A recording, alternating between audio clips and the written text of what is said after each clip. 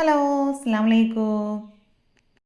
അപ്പോൾ ഇന്ന് നല്ല അടിപൊളിയായിട്ടുള്ളൊരു ബ്രേക്ക്ഫാസ്റ്റിൻ്റെ റെസിപ്പിയാണ്. അപ്പോൾ ബാക്കി വന്നിട്ടുള്ള ചോറും കൂടെ ചേർത്ത് കൊടുത്തുകൊണ്ട് തന്നെ പൊറോട്ടയുടെ അതേ സെയിം ടേസ്റ്റിൽ തന്നെ റെഡിയാക്കി എടുക്കാൻ പറ്റിയിട്ടുള്ള നല്ല ലെയറോട് കൂടെയുള്ള നല്ല സോഫ്റ്റ് ആയിട്ടുള്ള ഒരു അടിപൊളി ബ്രേക്ക്ഫാസ്റ്റിൻ്റെ റെസിപ്പിയാണ്. അപ്പോൾ നമ്മുടെ ഈ ഒരു വീഡിയോ മുഴുവനായിട്ടും സ്കിപ്പ് ചെയ്യാതെ തന്നെ കണ്ടു നോക്കുക. കണ്ടിട്ട് ഇഷ്ടമാവുന്നുണ്ടെങ്കിൽ വീഡിയോ ലൈക്ക് ചെയ്യാനും ചാനൽ സബ്സ്ക്രൈബ് ചെയ്യാനും മറക്കരുത്. അപ്പോൾ ഇത് കഴിക്കാനായിട്ട് നമുക്ക് സെപ്പറേറ്റ് കറിയുടെ ഒന്നും ആവശ്യമില്ല. കുട്ടികൾക്കൊക്കെ ഒരുപാട് ഇഷ്ടപ്പെടുന്ന നല്ല അടിപൊളിയായിട്ടുള്ള ഒരു ഐറ്റം തന്നെയാണ്. അപ്പോൾ നമുക്ക് ഈ ഒരു വീഡിയോ കണ്ടു നോക്കാം. അപ്പോൾ ഈ ഒരു ബ്രേക്ക്ഫാസ്റ്റ് റെഡിയാക്കി എടുക്കാനായിട്ട് ആദ്യം തന്നെ നമുക്കിതിലേക്ക് വേണ്ടത് ചോറാണ്. അപ്പോൾ ഞാനിത് അവിടെ 1 കപ്പ് ചോറാണ് കേട്ടോ എടുത്തിട്ടുള്ളത്. അപ്പോൾ അത് ഏത് അരിയുടെ ചോറ് എടുക്കുന്നതിനും കുഴപ്പമില്ല. അപ്പോൾ ഞാനിവിടെ റേഷൻ അരിയുടെ ചോറാണ് എടുത്തിട്ടുള്ളത്. അതിലേക്ക് 1/2 കപ്പ് വെള്ളവും കൂടെ ചേർത്ത് കൊടുത്ത് നല്ല രീതിയിൽ തന്നെ ഇതിനൊന്ന് അരച്ചെടുക്കാം. അപ്പോൾ അത് നല്ല ഫൈനായിട്ട് വേണം ഇതിനെ അരച്ചെടുക്കാനായിട്ട്. ഇനി അരച്ചെടുത്തിട്ടുള്ള നമ്മുടെ ഈ ഒരു ചോറിൻ്റെ മിക്സ് ഞാനിവിടെ വേറൊരു ബൗളിലേക്ക് ചേർത്ത് കൊടുക്കുകയാണ്.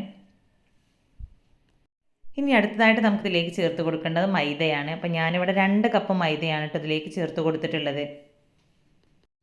ഇനി ഇതിന് നമുക്കൊരു ടീസ്പൂൺ യൂസ് ചെയ്തിട്ട് ആദ്യം ഒന്ന് മിക്സ് ചെയ്ത് കൊടുക്കാം. അതിനുശേഷം കൈ വെച്ചിട്ട് നല്ല രീതിയിൽ തന്നെ കുഴച്ചെടുക്കണം. അപ്പോൾ ഇത് നമ്മൾ ചോറൊക്കെ ചേർത്ത് കൊടുത്തതുകൊണ്ട് തന്നെ പൊടി ആദ്യം തന്നെ കൈ വെച്ച് കുഴച്ചെടുക്കുന്ന ആ ഒരു സമയത്ത് കയ്യിലൊക്കെ ഫുള്ളായിട്ട് ഒട്ടിപ്പിടിക്കാനുള്ള സാധ്യതയുണ്ട്. അപ്പോൾ ആദ്യം ജസ്റ്റ് ഇതേപോലെ ഒന്ന് മിക്സ് ചെയ്തെടുത്തതിന് ശേഷം പിന്നെ കൈ വെച്ചിട്ട് കുഴച്ചെടുത്താൽ മതി.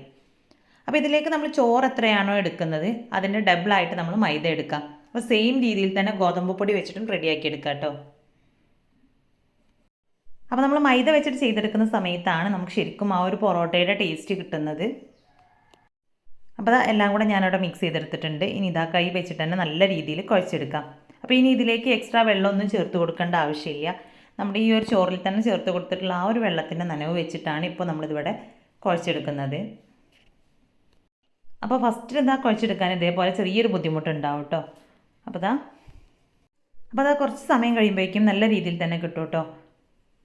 അപ്പോൾ ഇതേ രീതിയിൽ നമുക്ക് ബൗളിലിട്ടിട്ട് തന്നെ കുഴച്ചെടുക്കാൻ ബുദ്ധിമുട്ടാണെങ്കിൽ കൗണ്ടർ ടോപ്പിലിട്ടിട്ട് നല്ല രീതിയിൽ തന്നെ ഒന്ന് കുഴച്ചെടുത്താൽ മതി. ഇനി ഇതാ കുഴച്ചെടുത്തിട്ടുള്ള ഈ ഒരു മാവിന് മുകളിലേക്ക് ഞാനിവിടെ കുറച്ചൊന്ന് ഓയിൽ സ്പ്രെഡാക്കി കൊടുക്കുന്നുണ്ട്. അപ്പോൾ അതിൻ്റെ മുകളിലും താഴെയായിട്ട് ഞാൻ കുറച്ച് സ്പ്രെഡാക്കി കൊടുത്തിട്ടുണ്ട് കേട്ടോ. ഇനി നമ്മൾ വെച്ച് കൊടുക്കുന്ന പാത്രത്തിൽ ആദ്യം ഓയിലാക്കി കൊടുത്തതിന് ശേഷം അതിന് മുകളിലേക്ക് നമ്മുടെ ഈ ഒരു മിക്സ് വെച്ച് കൊടുത്താലും മതി. അപ്പോൾ അതാ 2 ഭാഗത്തും കുറച്ചൊന്ന് ഓയിൽ സ്പ്രെഡാക്കി കൊടുത്തതിന് ശേഷം നമുക്ക് ഇതിനെ ഒരു 10 മിനിറ്റ് ഒന്ന് അടച്ച് മാറ്റി വയ്ക്കാം. അപ്പോൾ കുറച്ചും കൂടെ നല്ലൊരു സോഫ്റ്റ് ആയിട്ട് കിട്ടാൻ വേണ്ടിയിട്ടാണ് ഈ ഒരു രീതിയിൽ തന്നെ ചെയ്തെടുക്കുന്നത്. അപ്പോൾ അതാ ഒരു 10 മിനിറ്റ് മാത്രം വെച്ച് കൊടുത്താൽ മതി കേട്ടോ. ആ ഒരു സമയമാകുമ്പോഴേക്കും നമ്മുടെ മാവൊക്കെ നല്ല സോഫ്റ്റ് ആയിട്ട് തന്നെ കിട്ടിയിട്ടുണ്ട്. ഇനി ഇതിന് നല്ല പോലെ ഒന്നും കൂടെ കുഴച്ചെടുത്തതിന് ശേഷം നമുക്ക് ഓരോ ബോളുകളാക്കിയിട്ട് എടുക്കാം.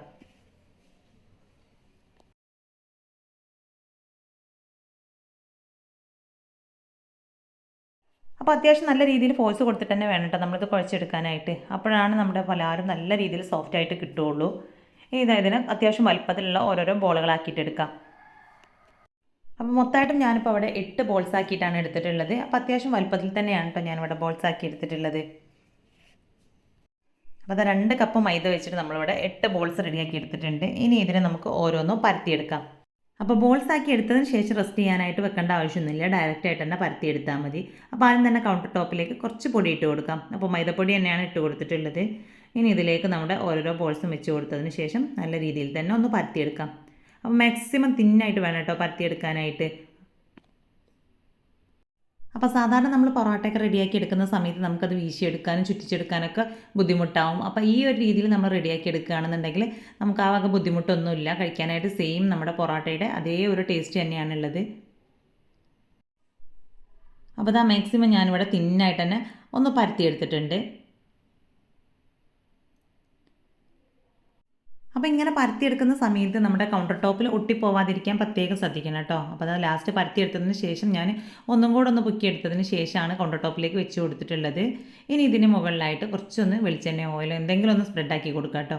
അപ്പോൾ ഫുള്ളായിട്ടും എല്ലാ ഭാഗത്തേക്കും എത്തുന്ന രീതിയിൽ ഒന്ന് സ്പ്രെഡാക്കി കൊടുത്തിട്ടുണ്ട്. ഒരുപാട് അങ്ങനെ ഓയിൽ ചേർത്ത് കൊടുക്കേണ്ട ആവശ്യമില്ല. ജസ്റ്റ് ഒന്ന് ആക്കി കൊടുത്താൽ മതി. ഇനി ഇതിന് മുകളിലായിട്ട് നമുക്ക് കുറച്ച് മൈദ കൂടെ ഒന്ന് തൂവി കൊടുക്കാം. അപ്പോൾ ഇത് പരസ്പരം ഒട്ടിപ്പിടിക്കാതിരിക്കാൻ വേണ്ടിയിട്ടാണ് കേട്ടോ അതേ രീതിയിൽ നമ്മൾ വെളിച്ചെണ്ണയും അല്ലെങ്കിൽ ഓയിലും മൈദപ്പൊടിയൊക്കെ ഇട്ട് കൊടുക്കുന്നത്. അപ്പോൾ ഇനി ഇതിന് മുകളിലേക്ക് ഒരു സൈഡൊന്നും ഇതുപോലെ മടക്കി വെച്ച് കൊടുക്കാം. ഇനി അതിന് മുകളിൽ വീണ്ടും കുറച്ചൊന്ന് ഓയിൽ സ്പ്രെഡാക്കി കൊടുത്ത് വീണ്ടും മൈദ ഇട്ട് കൊടുക്കാം. അങ്ങനെ ഓരോ ലെയർ ചെയ്തെടുക്കുന്ന സമയത്തും സെയിം തന്നെ നമ്മൾ റിപ്പീറ്റ് ചെയ്യുക കേട്ടോ. കുറച്ചൊന്ന് ഓയിൽ സ്പ്രെഡാക്കി കൊടുക്കുക, വീണ്ടും മൈദ ഇട്ട് കൊടുക്കുക. അപ്പോഴാണ് നമുക്കിത് നല്ല ലെയറായിട്ട് തന്നെ കിട്ടുകയുള്ളൂ. അപ്പോൾ അങ്ങനെ ഒരുപാട് ഓയിൽ അങ്ങനെ ചേർത്ത് കൊടുക്കേണ്ട ആവശ്യമില്ല. ജസ്റ്റ് ഒരു ബ്രഷ് വെച്ചിട്ട് ഇങ്ങനെ ഇതുപോലെ സ്പ്രെഡാക്കി കൊടുത്താൽ മതി. അപ്പോൾ ആദ്യം ഈ ഒരു രീതിയിൽ ഫുള്ളായിട്ട് ഫോൾഡ് ചെയ്തെടുത്തതിന് ശേഷം വീണ്ടും നമുക്കിതിനെ ചെറിയ രീതിയിൽ തന്നെ ഒന്നും കൂടെ ഫോൾഡ് ചെയ്തെടുക്കണം.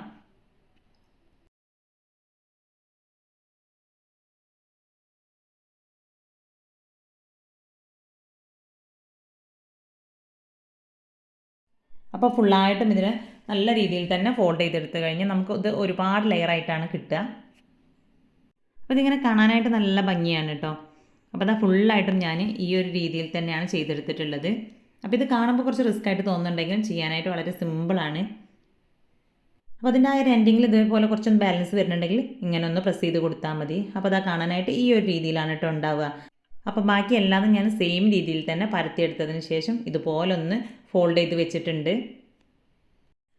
ഇനി ഇതിനെ നമുക്ക് സാധാരണ പൊറോട്ടക്കൊക്കെ വീണ്ടും പരത്തിയെടുക്കുന്ന ആ ഒരു സെയിം രീതിയിൽ തന്നെ ഇതിനെ ഒന്നും കൂടെ പരത്തിയെടുക്കാം. അപ്പം നമ്മൾ സാധാരണ പൊറോട്ട റെഡിയാക്കി എടുക്കുന്ന സമയത്ത് കുറച്ചൊന്ന് ഓയിൽ സ്പ്രെഡാക്കി കൊടുത്ത് കൈ വെച്ചിട്ടാണ് നമ്മളിതിനെ പരത്തിയെടുക്കുക. അപ്പോൾ അതിന് പകരമായിട്ട് നമ്മൾ പൊടി ഇട്ട് കൊടുത്തതിന് ശേഷമാണ് കേട്ടോ ഇതിനെ പരത്തിയെടുക്കുന്നത്. അപ്പോൾ ഈ ഒരു സമയത്ത് പരത്തിയെടുക്കുമ്പോൾ മാക്സിമം തിന്നായിട്ട് തന്നെ ഒന്ന് പരത്തിയെടുക്കാനായിട്ട് ശ്രമിക്കുക. അപ്പോഴാണ് നമ്മുടെ ആ ഒരു ലെയറൊക്കെ നല്ല കറക്റ്റായിട്ട് തന്നെ കിട്ടുകയുള്ളൂ. അപ്പോൾ നമ്മളിവിടെ സ്ക്വയർ ആയിട്ടാണല്ലോ ഫോൾഡ് ചെയ്തെടുത്തിട്ടുള്ളത്. അപ്പോൾ ആ ഒരു രീതിയിൽ തന്നെ മാക്സിമം പരത്തിയെടുക്കാൻ പറ്റുകയാണെങ്കിൽ അതാണ് കേട്ടോ കുറച്ചും കൂടെ നല്ലത്. അപ്പോൾ ലാസ്റ്റ് ഇതേപോലെ പരത്തിയെടുക്കുന്ന സമയത്ത് വളരെ കുറച്ച് മാത്രം പൊടി ഇട്ട് കൊടുത്താൽ മതി കേട്ടോ. അപ്പോൾ ഞാനിത് അതിലുള്ള എക്സ്ട്രാ പൊടി കൂടെ ഒന്ന് തട്ടിയെടുത്തിട്ടുണ്ട്. ഇനി നമുക്ക് പാനിലേക്ക് കുറച്ചൊന്ന് ഓയിൽ സ്പ്രെഡാക്കി കൊടുത്തതിന് ശേഷം പരത്തിയെടുത്തിട്ടുള്ള നമ്മുടെ ഈ ഒരു പത്തിരി ഇതിലേക്ക് വെച്ച് കൊടുക്കാം. അപ്പോൾ അതാ ഒരു സൈഡ് ഏകദേശം ഇങ്ങനെ കുക്കായി വരുന്ന സമയത്ത് ചെറിയ ചെറിയ ബബിൾസ് ആയിട്ട് വരും. ആ ഒരു സമയത്ത് നമുക്ക് ഇതിൻ്റെ മുകളിലായിട്ട് വീണ്ടും കുറച്ച് ഓയിലും കൂടെ ഒന്ന് സ്പ്രെഡാക്കി കൊടുത്ത് നമുക്കിതിനെ വീണ്ടും തിരിച്ചിട്ട് കൊടുക്കാം. അപ്പോൾ ഓരോ റോളും ഡയറക്റ്റായിട്ട് തന്നെ പരത്തിയെടുത്തതിന് ശേഷം നമുക്ക് സ്റ്റൗവിലേക്ക് ഇട്ട് കൊടുത്താൽ മതി കേട്ടോ. അപ്പോൾ ഇത് കുക്കായി വരുന്ന സമയത്തിൻ്റെ ഉള്ളിൽ തന്നെ നമുക്ക് അടുത്തതും പരത്തിയെടുക്കാം.